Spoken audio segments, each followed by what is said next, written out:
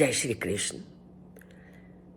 श्री कृष्ण ने अध्यात्म का परम और सर्वश्रेष्ठ स्तोत्र भी स्वयं को माना और तार्किक निष्कर्ष भी स्वयं को माना और अध्यात्म विद्या का जो सर्वश्रेष्ठ स्तोत्र अपने को मानते हुए वह कहते हैं कि जब तक व्यक्ति को विद्या की प्राप्ति नहीं होती तब तक वो परम पिता परमात्मा की ओर अग्रसर नहीं होता। तो सभी विद्याओं में जो सबसे श्रेष्ठ है वह भी मैं हूँ और जब वाद विवाद होता है और उसका जो निष्कर्ष निकलता है वह भी मैं हूँ। इतना वर्णन करने के बाद वो आज कहते हैं अक्षराणाम अकारो अस्मि द्वंद्वा समासिकस्य च अहम एव अक्षयः कालः धाता अहम विश्वतो मुखा। वो कहते हैं कि मैं सभी अक्षरों में आकार हूँ और व्याकरण के समासों में द्वंद्व समास हूँ। मैं शाश्वत काल हूँ और सृष्टाओं में मैं ब्रह्म हूँ। चार चीज़ों का उन्होंने आज वर्णन किया कि अक्षरों में मैं आकार हूं।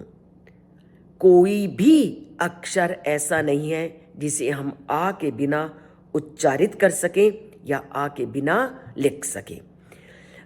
आ स्वर का जब तक मेल नहीं होता किसी व्यंजन के साथ तो उसको बोलना और लिखना पूर्ण नहीं होता। तो आ अक्षर की जितनी महानता है उतनी ही महानता उस परमपिता परमात्मा की है। इसीलिए आप संस्कृत के जितने भी प्राचीन ग्रंथ देखोगे अधिकतर कवियों का यह प्रयास रहा है कि वह अपने ग्रंथों का आरंभ ऐसे श्लोक से करें जिसका पहला वर्ण आ हो और ऐसी वर्णन हमें कालिदास के ग्रंथों में भी मिलता है। उन्होंने अधिकतर अपने सभी ग्रंथों को आ वर्ण से ही आरंभ किया है क्योंकि ये परमपिता परमात्मा का पहला अक्षर है। उसके बाद वो कहते हैं द्वंद्वा समासिकस्य च। समास क्या होता है कि जब बहुत सारे पद आपस में जुड़ते हैं तो वो समास बन जाते हैं। समास 6 प्रकार के होते हैं पर उनमें एक द्वंद्व समास ही ऐसा समास है जिसमें दोनों पदों की प्रधानता होती है। उसमें पूर्व पद भी प्रधान होता है और उत्तर पद भी प्रधान होता है। जैसे हम राधा कृष्ण बोलें, राम कृष्ण बोलें, सीताराम बोलें, जहाँ दोनों पद अपनी पृथक सत्ता रखते हैं वो द्वंद्व समास है। तो द्वंद्व समास दोनों पद प्रधान होने के कारण प्रमुख होता है तो वह प्रमुख समास भी मैं हूं।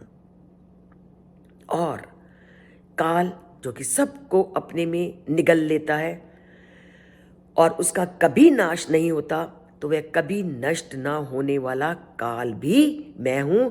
अर्थात मैं आदि मध्य और अंत हमेशा रहने वाला हूं। धाता अहम विश्वतो मुखा और मैं सृष्टियों में ब्रह्मा हूं अर्थात इस संपूर्ण सृष्टि को धारण करने वाला हूं। तो सभी गुणों से संपन्न वह परम पिता परमात्मा है। तो सभी गुणों से संपन्न अगर वह परम पिता परमात्मा है तो हमें उसका निरंतर ध्यान रखना है, उसका भजन करना है ताकि उनकी समीपता को प्राप्त करके हमारा जीवन भी सफल हो जाए। तो जीवन को सफल करना है तो गीता के श्लोकों को पढ़ना, समझना, सुनना ज़रूरी है और इसके लिए तो चैनल में आना भी उतना ही ज़रूरी है। तभी आप गीता के श्लोकों को सुन सकोगे, जीवन में धारण कर सकोगे और कुछ जान सकोगे। तो गीता के श्लोकों को चैनल को सब्सक्राइब करके सुनते हैं और अगर कुछ भी बात आपको अच्छी लगे तो उसको लाइक भी करते हैं। जय श्री कृष्ण।